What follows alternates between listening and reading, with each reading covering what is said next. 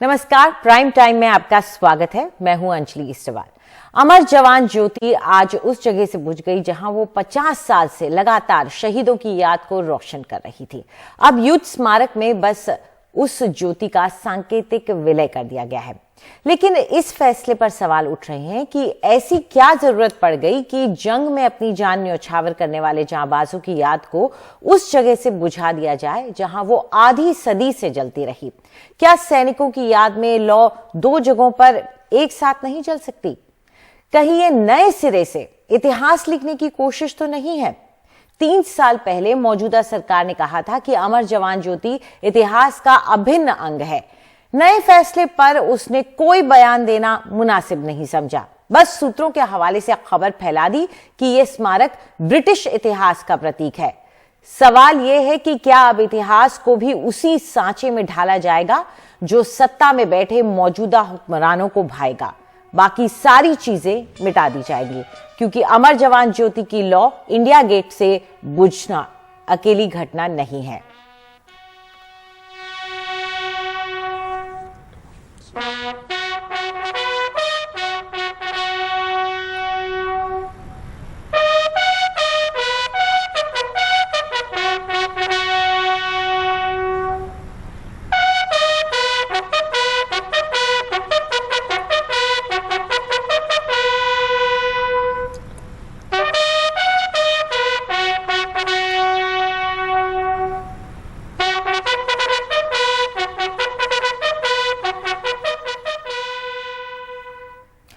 आज जो हुआ ये एक सिलसिले की कड़ी है जिसमें इतिहास की कई धरोहरें मिटाई जा रही हैं। आइए एक नजर डालते हैं उन इमारतों पर, उन धरोहरों पर जो सेंट्रल विस्टा परियोजना की जगह की वजह से हमेशा के लिए या तो मिट गई हैं या फिर मिटा दी जाएंगी। सबसे पहले बात करते हैं राष्ट्रीय संग्रहालय की या नेशनल म्यूजियम की। ये 15 अगस्त 1949 को इसकी स्थापना की गई थी और फिर मई 1955 में जवाहरलाल नेहरू ने नई इमारत का शिलान्यास किया। ये जो म्यूजियम है इसमें करीब 2 लाख से ज्यादा ऐतिहासिक धरोहर रखी गई हैं।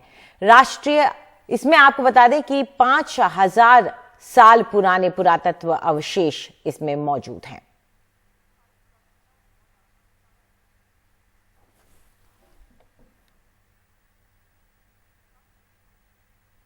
एक और बिल्डिंग है राष्ट्रीय अभिलेखागार या नेशनल आर्काइव्स ऑफ इंडिया की एनेक्सी बिल्डिंग। ये बिल्डिंग भी अब नहीं मौजूद रहेगी। दरअसल इस बिल्डिंग में भी बहुत अहम दस्तावेज हैं। करीब 45 लाख फाइलें इसके अंदर मौजूद हैं। इसके अलावा 25,000 रेयर दुर्लभ मैन्यूस्क्रिप्ट्स हैं, यानी कि हाथ से लिखे हुए कागजात हैं।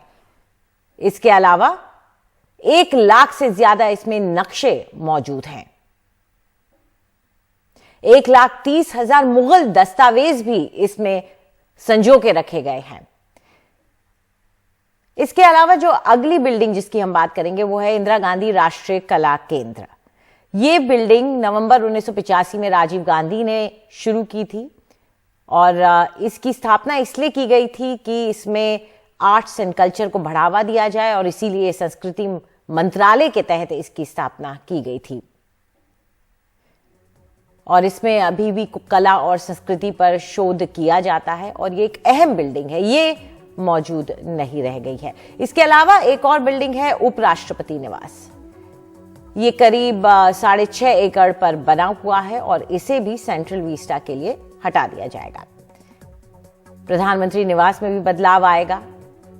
दरअसल 1984 से जिस 7RCR को कहा जाता है उसे प्रधानमंत्री निवास, उसे राजीव गांधी ने अपने निवास के तौर पर चुना था और बाद में 1990 में सरकार ने उसे प्रधानमंत्री का निवास और दफ्तर बना दिया हमेशा के लिए और बाद में उसका नाम 7RCR यानी कि 7 रेसकोर्स रोड से बदलकर लोक कल्याण मार्ग हुआ। इसके अलावा कुछ और बिल्डिंग्स हैं जिन पर असर पड़ेगा, जो कि कुछ भवन हैं जो कि सेंट्रल विस्टा की भेंट चढ़ जाएंगे, जैसे कि शास्त्री भवन, कृषि भवन, विज्ञान भवन, निर्माण भवन, उद्योग भवन, रक्षा भवन और जवाहरलाल नेहरू भवन। इस अहम मुद्दे पर चर्चा करने के लिए हमारे साथ मौजूद हैं रजत रे, जो कि आर्किटेक्चर के प्रोफेसर हैं school of planning and architecture में गुरु गोविंद यूनिवर्सिटी में। और हमारे साथ सलिल मिश्रा भी जुड़ रहे हैं जो कि दिल्ली की अंबेडकर यूनिवर्सिटी में आधुनिक भारत का इतिहास पढ़ाते हैं। शुक्रिया आप दोनों का हमारे साथ जुड़ने के लिए। सलिल, शुरुआत आपसे करना चाहेंगे, जो हो रहा है आप उसे क्या मानते हैं? क्या पुराने इतिहास, पुरानी धरोहरों को मिटाया जा रहा है या ये जरूरी है एक नया भारत बनाने के लिए?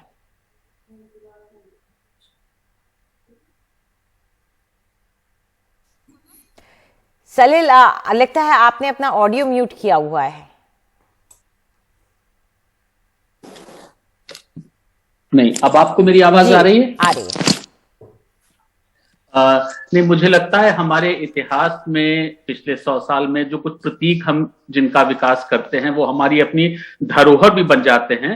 तो हम जब नए भारत का, नए वर्तमान का, नई चीजों का निर्माण करते हैं तो एक सिद्धांत ये है कि वो जो हमारा अतीत है पुराना, उसका थोड़ा सा सम्मान किया जाए। वो जो प्रतीक हमारे बने हुए हैं वो एक धरोहर की तरह, एक विरासत की तरह माने और पूरे सम्मान और फिडेलिटी और रिस्पेक्ट के साथ में हम उनको प्रिजर्व करने की, बचाने की कोशिश करें। ये नए के साथ बनाने के साथ उसमें कोई अंतर विरोध नहीं है। नया तो हमें बनाना होता है, हम लगातार नया बनाते हैं, लेकिन हम नया इस प्रकार से बनाए कि जो हमारे पुराने प्रतीक हैं उनके प्रति हमारा सम्मान बना रहे, इसलिए कि वो लोगों के दिल और दिमाग में उसका हिस्सा बने हुए होते हैं, हमारे वो इतिहास का हिस्सा होते हैं। तो वो एक तरह की धरोहर है जिसको कि अगर बचा के रखा जाए तो वो बेहतर। तो ऐसे में अमर जवान ज्योति को बुझना चाहिए था या जो विलय हुआ है या मर्जिंग हुई है वो एक सही तरीका रहा? सॉरी, आपकी आवाज नहीं आ रही थी। मुझसे पूछ रही हैं आप? हाँ जी, फिर से पूछ सकती हैं आप? हाँ सलिल, मैं ये पूछ रही हूँ कि आप जो कह रहे हैं कि दोनों को बचा के रखना पड़ता है, पुराने को भी बचाइए और नए को भी बनाइए, ऐसे में ये विलय जो हुआ अमर जवान ज्योति का, ये सही राह थी या कोशिश कुछ और होनी चाहिए थी? मेरा मानना है, मैं एक सिद्धांत, एक प्रिंसिपल की बात कर रहा हूं और मैं फिर से दोबारा से वही प्रिंसिपल बताऊंगा कि ये संभव होना चाहिए। थोड़ा सा क्रिएटिवली हमको कोशिश ये करनी चाहिए कि हमारे जो पुराने सिंबल्स हैं, पुराने जो प्रतीक हैं, उनको एकदम से हम खत्म ना कर दें, उनको कहीं पे विलय ना कर दें। जहां तक हो सकता है उनको बचा के रखें ताकि वो आगे के लिए बेहतर होता है। वो लोगों की स्मृतियों के साथ, लोगों की मेमोरीज के साथ, लोगों का एक जो कलेक्टिव पास्ट, अतीत की जो समझ है उसके साथ जुड़े हुए होते हैं। तो जहां तक हो सके उनको बचा के रखना। जी रजत, ये नॉर्म अगर हम देखें इंटरनेशनली, अगर अंतर्राष्ट्रीय स्तर पर देखें, दूसरे देशों में भी क्या होता रहा है? क्या हम जब विकास करते हैं या हम नई चीजें बनाते हैं तो किस तरह से पुरानी चीजों को संजो पाते हैं? अलग अलग देशों में प्रथा थोड़ी सी अलग अलग है। जैसे देखेंगे, जब कोरिया आजाद हुआ था तो उन्होंने वहां की जो प्रेसिडेंट्स हाउस था जापान का, उसको उन्होंने डिस्ट्रॉय कर दिया। अच्छा। उसकी इंप्रेशन रख के बर्लिन में राइक्सटैग बिल्डिंग, जिसमें जर्मनी के डिवीजन होने से पहले जिस बिल्डिंग से राज चलता था, हिटलर जहां से एक्टिव करते थे, जब वो बिल्डिंग जब जर्मनी की डिवीजन हो गया और बाद में जब रियूनाइटेड हुआ तो वो बिल्डिंग खड़ी थी एक क्या कहते हैं, एक धरोहर के जैसा, लेकिन ध्वस्त हालत पे। तो जर्मनी में आपस में लोगों ने ये चर्चा किया कि इसको रखना चाहिए या मिटा देना चाहिए। तो कुछ लोगों का कहना था कि ये एक हमारे जर्मनी के इतिहास का एक कलंक है, इसको मिटा दिया जाए। उसी जर्मन में कुछ लोगों ने कहा नहीं, क्योंकि ये कलंक है, इसको खड़ा रहना चाहिए ताकि लोगों को ये दिखते रहे कि ये कलंक की ये एक चिन्ह है। ये एक यूरोपियन सोच है। तो इसमें इधर भी हो सकता है, उधर भी हो सकता है। लेकिन जो मुद्दे पे हम बात कर रहे हैं, वहां पे जो मेरे मन में आ रहा है, बहुत दिनों से ये चर्चा चल रही है। देखिए, अंतर यहाँ पे दो अहम बात है इसके। एक है इतिहास का रास्ता और एक विश्वास। इतिहास और विश्वास में फर्क है। इतिहास की शुरुआत यूरोप में ही करी थी। ऐतिहासिक चर्चा करने की जो प्रथा उन्होंने शुरू किया था, वो पुराने घटनाओं को, पुराने फैक्ट्स को एक श्रृंखला में डालने का, समय के श्रृंखला में डाल के उसको एक वैज्ञानिक तरीके से वो पास्ट को देखने की एक मुहिम चालू करी थी। जो बहुत देर तक, बहुत दिनों तक पूरे विश्व में फैला रहा और इतिहास एक सच का प्रतीक बन गया। और उसमें कोई गुंजाइश ये है कि ऐतिहासिक का मकसद ये रहता है कि इतिहास फैक्ट हो। अब ये फैक्ट में भी मतांतर हो सकता है, लेकिन उसकी इंटेंशन ये है कि फैक्ट, ये सत्य को पहचाना जाए। कैसे? कैसे जो भी घटना आज हुई है उससे पहले क्या हुई, उससे पहले क्या हुई, उससे पहले क्या, जिस आदमी का जन्म हुआ है तभी उसकी शादी हो सकती है। तो पहले शादी बाद में को मिटाया नहीं जाना चाहिए, आपका मत ये है? नहीं, मैं ये कह रहा हूं कि ये इतिहास है, ठीक है। अब एक विश्वास नाम की भी चीज है। तो आज छतरी के नीचे नेताजी की मूर्ति है। हमारी उम्र में हम जिस चीज को जानते हुए बड़े हुए हैं, तो हमारे को ये अजीब लग सकता है और हमारे कोई भाई को ये बहुत अच्छा भी लग सकता है। लेकिन आज से 20 साल के बाद जो देखेंगे उनको ये सारी चीजें पता भी नहीं होगा। तो ये आज की तारीख में किसी की चॉइस की बात है। हाँ, तो अगर विश्वास को देखें तो एक बात है, और इतिहास को कोई कहते हैं कि इतिहास के जमाना गुजर गया, आज हम जो करना चाहते हैं वो करेंगे और इसी पे हमारा विश्वास है तो है। ठीक। तो सलिल, आपको क्या लगता है कि क्योंकि यहाँ पर रजत कह रहे हैं इतिहास और विश्वास ये दो अलग चीज है, लेकिन इतिहास को बचाकर रखने के लिए, उन अध्यायों को याद दिलाने के लिए उसके अवशेष, उसके लैंडमार्क्स रखने जरूरी हो जाते हैं। तो क्या अगर हम इस सेंट्रल विस्टा के जरिए ये पूरा बुलेवार्ड बनाते हैं तो क्या हम कुछ अपना इतिहास खोएंगे या नहीं, उनको संजो के रखने की भी प्लानिंग हो जाएगी? पहली बात तो मैं प्रोफेसर रे से पूरी तरीके से सहमत हूं, एंटायरली एग्री विद हिम। दूसरा यह है कि मैं सिर्फ इतना कहना चाहूंगी कि बहुत सारी जो हम तब्दीलियां कर रहे हैं, इस बात को ध्यान में रख के करें कि इनके साथ स्मृतियां, मेमोरी, हेरिटेज, विरासत, धरोहर, बहुत सारे विचार जुड़े हुए हैं और जिनके प्रति थोड़ा सा सम्मान दिखाने की जरूरत है। तो एकदम से हम नई चीजें तो करेंगे ही, लेकिन इस तरह से करें कि हम थोड़े से अपने अतीत के प्रतीकों को अगर हम बचा के रख सके तो फिर हम लोगों की स्मृतियों के साथ, उनकी मेमोरी के साथ और रिकॉर्डेड हिस्ट्री मेमोरी में होती है उसके साथ भी थोड़ा सा इंसाफ कर पाएंगे। तो ये प्रिंसिपल बहुत जरूरी है कि हमें अपनी सामूहिक स्मृतियों और इतिहास और मेमोरी और हेरिटेज और विरासत के साथ इंसाफ करना चाहिए। तो आपको चिंता होती है सलिल कभी कि हमारे इतने सारे म्यूजियम्स कुछ वक्त के लिए बंद हो जाएंगे, फिर शिफ्ट होंगे, ये सारे जो आर्टिफैक्ट्स हैं, ये इतनी रेयर चीजें जो हैं, इनको सही तरीके से संजो पाएंगे क्या हम इस ट्रांसफर में, इस पूरे स्थानांतरण में? नहीं, बिल्कुल चिंता की बात है और मैं चाहता हूं कि कोशिश पूरी हो कि म्यूजियम में, और म्यूजियम से भी ज्यादा आर्काइव्स में, इसलिए कि म्यूजियम में तो आर्टिफैक्ट होते हैं, उनका उतना नुकसान नहीं होगा, लेकिन जो आर्काइव्स में जिस तरह के दस्तावेज, जिस तरह के डॉक्यूमेंट्स हैं बहुत पुराने पीरियड के, वो वैसे भी बहुत खस्ता हालत में होते हैं, अभी सारा उनका डिजिटाइज नहीं हुआ है, तो उसमें ज्यादा खतरा रहता है। तो आर्काइव्स को बदलने में ये बहुत ध्यान रखना पड़ता है कि जो हमारे डॉक्यूमेंट्स हैं, दस्तावेज हैं, उसको हम पूरी तरीके से बचा के रख पाए, उसमें बड़ा खतरा रहता है। रजत, मैं यहाँ रजत से पूछना चाहूंगी क्योंकि जो सेंट्रल विस्टा को लेके सुप्रीम कोर्ट की जजमेंट भी आई, उसमें एक जज ने ये कहा कि ये ऐसा कुछ होगा कि अगर इसको रिवर्स नहीं किया जा सकता, अगर कोई बिल्डिंग टूट गई, कोई धरोहर टूट गई और उसको खत्म कर दिया गया, ये ऐसी कोई पॉलिसी नहीं है कि इसको रिवाइज किया जा सके। तो एक बिल्डिंग का टूटना कितना परमानेंट होता है और क्यों इसलिए जरूरी हो जाता है कि इसमें शायद ज्यादा लोगों से बातचीत की जाए? देखिए, ये सारी बातें जो है आज की तारीख में इसकी कोई वैल्यू नहीं रह गया। जो इस तरीके की सोच है, तो हम इसके बारे में एक या तो राय दे दें, कोई राजनीतिक राय दे दें, वो मैं शायद नहीं देना चाहूंगा, और नहीं तो हम इसको एक इंडिपेंडेंट, क्या कहते हैं, एक ऑब्जेक्टिवली देखें इन बातों को, उसको क्या हो रहा है आगे हमारे सामने, क्या हो रहा है इसको देखें। तो दो चीज है, जैसे ये उन्होंने कहा कि बहुत सारी चीजें हैं इन म्यूजियम्स में जिसको सही देखभाल होना चाहिए। अब देखिए कैसे हो रहा है कि इंडियन नेशनल म्यूजियम एक आर्कियोलॉजिकल म्यूजियम है। तो आर्कियोलॉजिकल म्यूजियम बहुत तरीके के हो सकते हैं, ये एक आर्कियोलॉजिकल म्यूजियम है और इसके अंदर जो चीजें हैं, जो 5,000 आप कह रहे हैं जो चीजें हैं, उसको उसके रखने के, डिस्प्ले करने के, दिखाने की एक तरीका है। उसमें अहम मेन मुद्दा है टाइम, समय के हिसाब से। और समय के हिसाब से जो हुआ है उसके बाद जो हुआ है उसके बाद जो हुआ है, इसको देखते हुए फिर इसके अंदर कोई सिलेक्शन होगी, कोई चीज को हाईलाइट किया जाएगा, कोई नहीं किया। अब विश्वास के जरिए से क्या होगा, ये जो श्रृंखला है ये टूट सकता है। हमें जो सही लगता है कि जो अहम बातें हैं उसको हम सामने ला सकते हैं, ये एक दूसरी तरीका है हिस्ट्री को देखने का।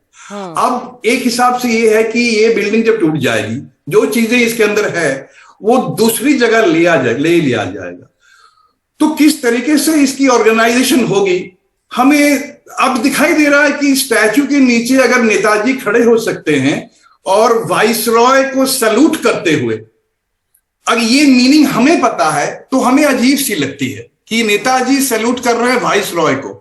ये अगर हमारी सिचुएशन दर्शकों के लिए बता तो दीजिए, ये दर्शकों के लिए रजत आप थोड़ा समझा दीजिए, क्योंकि जब आप ये पीछे रखा जाएगा हमें नहीं पता। नहीं रजत, आपने जो बात कही है उसके मायने दर्शकों को बता दीजिए कि आपने ये क्यों कहा, वाइसरॉय को सैल्यूट कर रहे हैं, किस तरफ देखते हुए और किस बिल्डिंग को सैल्यूट कर रहे हैं, क्यों?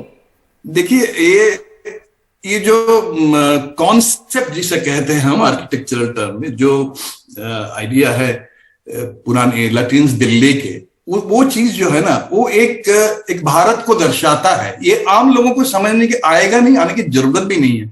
आम लोग अच्छी बिल्डिंग को देखते हैं, उन्हें अच्छा लगता है, उसमें क्या औपनिवेशिक कहानी है इत्यादि इत्यादि उनको समझ में आने की जरूरत भी नहीं है। अगर समझना चाहते हैं तो एक इंटरप्रिटेशन की बात है। तो ये जो दिल्ली राजपथ, ये जो इलाका है, तो उसे ऐसे देखा जा सकता है कि ये एक भारत की छवि है जो कॉन्कर्ड बाय ब्रिटिश, जो अंग्रेजों ने भारत का अधिकार किया, उसकी एक पिक्चर है। कैसे कि ये जो इंडिया गेट का इलाका आप देख रहे हैं, हेक्सागन, इसके चारों तरफ आप देखें, इसके 6 साइड में आप देखेंगे, 6 साइड में बड़ी बड़ी जो इमारतें हैं वो इंडियन जो प्रिंसेस थे उनकी इमारतें, ठीक है। तो एक हिसाब से आप देखिए, ये जो इंडियन प्रिंसेस जिनके स्टेट्स को ब्रिटिश सिस्टम ने कैप्चर किया, या तो वॉर के जरिए से या ट्रीटी के जरिए से, वो एक रिंग में बैठे हुए हैं, बीच में वहां पर वाइस रॉय की मूर्ति है कि उनके चरणों में उनके चारों तरफ घिरे हैं वो।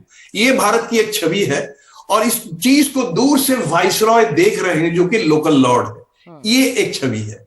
एक दूसरी छवि क्या है जो इसमें निहित थी, वो बनी नहीं थी पूरी, वो है ये जो राजपथ और जनपथ के जहां पे क्रॉसिंग है, वहां 4 बिल्डिंगों की स्कीम थी।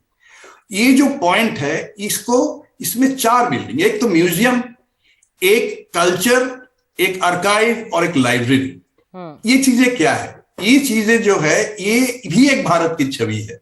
ये अंग्रेज और ब्रिटिश शासन के पीछे से ही, जैसे भारत की जो आइडेंटिटी है जो क्रिएट किया गया है, जिसको औपनिवेशिकवाद कहते हैं, उसके जो मेन जो क्या कहते हैं, जो चीजें, जो औजार है, वो क्या है? एक लाइब्रेरी, जो ग्रंथ, जो किताबों में जो लिखी हुई है, म्यूजियम जिसमें जो रिमरेंस कलेक्शन है वो रखी गई है, कल्चर जहां पे नाच गाना और ट्राइबल सिस्टम होगा वो है, और आर्काइव जहां पे रिकॉर्ड्स हैं। इनमें 2 चीजें नहीं बनी थी, तो ये 2 ओवरलैप पिक्चर है। तो जिसको समझ में आता है, देखते कि रिप्रेजेंटेशन ऑफ कॉलोनाइज्ड इंडिया जी। अब ये चीज के आप रखें या ना रखें, ये एक मुद्दा, एक अलग ही झगड़ा है। रजत, मेरे पास वक्त कम रह गया है, मेरे पास 40 सेकंड है। सलिल, आपसे जाते हुए पूछना चाहेंगे, वो जो एक सोच थी पुराने डिजाइन में जो अभी सलिल ने समझाई है, नए डिजाइन में कोई सोच दिखती है आपको? नहीं, उसके बारे में मुझे बहुत जानकारी नहीं है, शायद प्रोफेसर रे उसको बेहतर बता पाएंगे, ये आर्किटेक्ट भी हैं। मुझे नई डिजाइन में किस तरह की थिंकिंग फिलॉसफी या सोच है उसके बारे में कोई जानकारी नहीं। ठीक है, चलिए, मतलब आपको ऊपर से कोई सोच नजर नहीं आती है, एक सीधी लकीर है, चारों तरफ बिल्डिंग बनेंगी, बड़ी बिल्डिंगें बनेंगी, मंत्रालय उसमें होंगे, लेकिन क्या कोई सोच है कोई भारत को रिप्रेजेंट करने की, वो एक बड़ा सवाल है। आप दोनों हमारे साथ जुड़े, उसके लिए बहुत बहुत शुक्रिया आपका। तो ये पुरानी चीजें भी हमारे लिए कभी कभी बहुत जरूरी हो जाती हैं, क्योंकि ये हमारा ही हिस्सा है। अगर ब्रिटिश हम पे राज करके गए तो वो भी हमारे इतिहास का हिस्सा है, और उसे भी हम भूले ना तो वो ही हमारे लिए अच्छा होगा। खैर, बात करते हैं अब राजनीति की। कांग्रेस महासचिव प्रियंका गांधी ने आज एनडीटीवी से कहा कि वे उत्तर प्रदेश विधानसभा चुनाव लड़ सकती हैं। एनडीटीवी के ग्रुप एडिटर श्रीनिवासन जैन से बात करते हुए उन्होंने कहा कि पार्टी में उनके चुनाव लड़ने पर विचार हो रहा है। साथ ही उन्होंने ये भी कहा कि ये नहीं मान सकते कि मैं मुख्यमंत्री पद की उम्मीदवार हूं। हालांकि आज कांग्रेस का घोषणा पत्र जारी करते हुए जब उनसे सवाल पूछा गया कि मुख्यमंत्री पद के लिए कांग्रेस का उम्मीदवार कौन होगा, तो तब उन्होंने कहा कि आपको मेरे अलावा कोई और चेहरा दिख रहा है क्या। हालांकि एनडीटीवी से उन्होंने कहा कि प्रेस कॉन्फ्रेंस में उन्होंने मजाक किया था। बहुत बहुत शुक्रिया। देश के युवाओं की लड़ाई लगातार You are building on the ground, but the lack of a leadership structure or a face in Uttar Pradesh remains a challenge. I just saw that you had a press conference where you said, when they were asked, "Koi chehra kaun hai?" I was being a bit tongue in cheek. Okay, but you said that you are the chehra. No, well, I said, I mean, look, because I'm asked this question, every second question is the same question. Yes. Now, clearly, I am the General Secretary of Uttar Pradesh, and in most ways, between me and Ajay Lalluji, who's the Pradesh Adhyaksh, and Mona ji, who's the CLP leader, we are leading the effort in Uttar Pradesh. Now, you say your Now, face is on this every poster. It is. So, but I mean, whether now officially we have to say that this is the face or that is the face, I mean, it's unlikely that we're going to do that. But you're saying it's safe to assume that you are the sort of no, it's not face safe. of no, you of the can't. Congress? You can't put words in my mouth. Okay. I'm not saying that it's safe to assume. I'm saying that I am the General Secretary of Uttar Pradesh. The responsibility for Uttar Pradesh is mine, and I'm dealing with it. Why aren't you fighting the elections then? Well, you don't know yet whether I am or not. So. Okay. Is That's that an open question? It's an open question for now. So you might fight the elections if it comes to it. I may well. Okay. Have you given any thought to where you might want to fight from, or? I've left this discussion for a little bit later. So when we do have the discussion, and if at all I decide to fight, I will let you know. That's interesting. Can we assume from that you are also, in a sense, positioned as the Congress's chief ministerial candidate in UP? No, I don't think you should make assumptions like that. I have clearly said that that is not the case. Okay. I have clearly said just now also to you. Of Yes. course, I did. I made a tongue-in-cheek remark at the press Indeed. conference, but no, I Okay. don't think it's fair to assume that. But at least we can say that you are considering fighting these elections. That's not. We wouldn't be Yeah, I'm wrong in saying that. considering. No. And the discussion is on amongst us internally in the party in Uttar Pradesh. And when we come to some consensus about it, we'll let you know. Is there a possibility, as some have suggested, that you might be fighting against Yogi Adityanath? No, That's not on the cards. No. फिलहाल लेंगे एक छोटा सा break के बाद आपको बताएंगे कि छोटे कारोबारियों की क्या है उम्मीद इस बार के बजट से।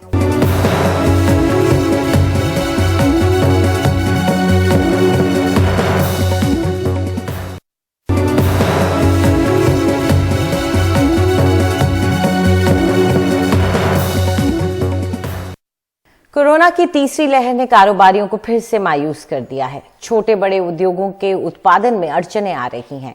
छोटे और लघु उद्योगों ने मांग की है कि इस साल के बजट में उन्हें विशेष राहत दी जाए।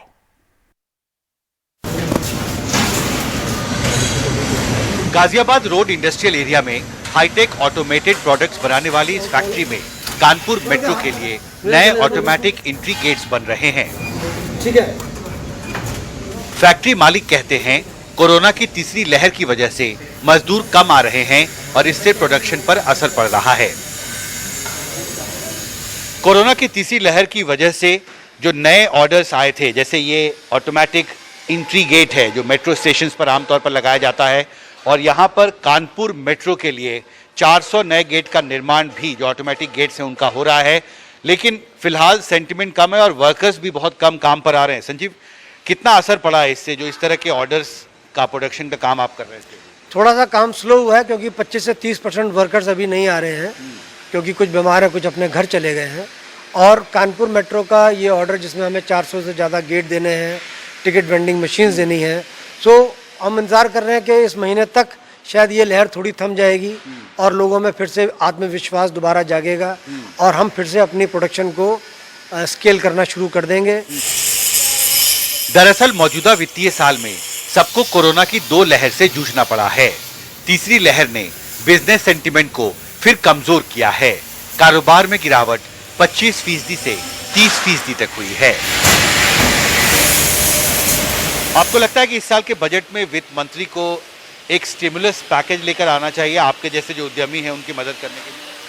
जी, एक तो जो पैकेजेस गवर्नमेंट ने पहले दिए हैं, मतलब उसमें भी अभी बहुत गुंजाइश है कि वो उसको बढ़ा सकते हैं। जैसे ECLGS है, ECLGS के अंदर में जो आपका क्राइटेरिया आता है वो बेसिकली इतना छोटा है कि आप मतलब आपको कुछ मिला लेकिन वो ना के बराबर।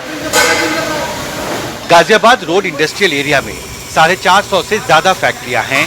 यहाँ काम करने वाले मजदूरों ने कोरोना की पहली लहर में बड़ी संख्या में पलायन किया था। जो वापस लौटे वो कहते हैं मजदूरी घट गई है और काम भी कम मिल रहा है। जो आदमी 20,000 रुपये कमा रहा था वो 10,000 रुपये आ गया, उसके बावजूद काम नहीं मिल रहा है। और महंगाई, खाने पीने वाले चीजों की महंगाई हो गई डबल, किसी की तिबल। अब सरकार कुछ गरीब आदमी के लिए कर पा रही है, जितना भी कर दे तो बढ़िया है। पहले जी हम लोग 500 रुपये कमा लेते थे, 400 कमा लेते थे, अब नहीं हो पा रहा, 250-300 में रह जा रहे हैं। 250-300 में जी। तब ये बजट आ रहा है, सरकार से क्या मांग है आपकी, किस तरह की राहत चाहिए आप? हम लोगों को दवाई फ्री कर दें साहब, हम तो यही चाहते हैं कि बीमार आदमी बहुत परेशान रहते हैं बीमारियों में, अभी भी जेब में दवाई पड़ रखे थे। जब काम नहीं चलेगा तो आएगा कहाँ से पैसा? पैसा भी नहीं है, पब्लिक को ये हो रहा है कि कैसे मिल जाए, 3 महीने तक पैसे नहीं मिल पा रही फैक्ट्रियों से, तो काम मजदूरी की लेकिन पैसा नहीं दिया, पैसा ही नहीं मिला अब तक, पड़ा है पैसा।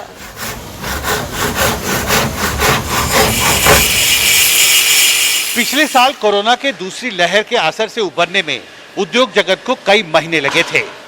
पिछले साल नवंबर में ये उम्मीद बंधी थी कि माहौल और बेहतर होगा, लेकिन कोरोना की तीसरी लहर ने अर्थव्यवस्था में सुधार की प्रक्रिया को फिर काफी धीमा कर दिया है।